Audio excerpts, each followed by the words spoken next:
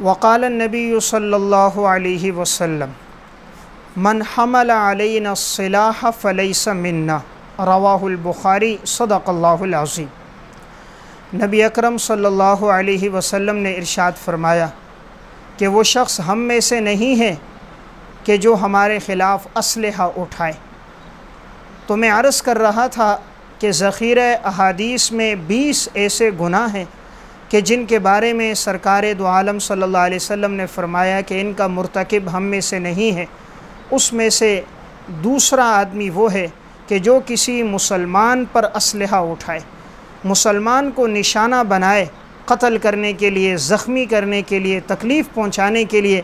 تو جب کوئی شخص کسی مسلمان پر اسلحہ تان لیتا ہے اور مسلمان کو تکلیف پہنچاتا ہے، آپ صلی اللہ علیہ وسلم نے فرمایا ایسا شخص ہم میں سے نہیں۔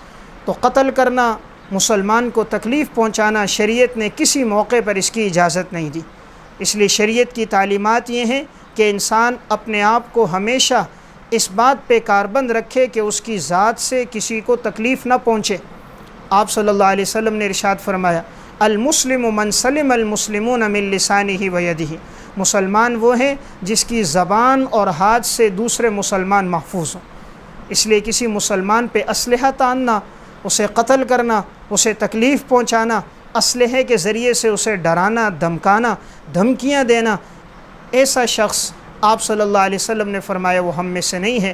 اس لیے ہم میں سے ہر ایک کوشش کرے اپنے آپ کو انسان اس گناہ سے بچائے۔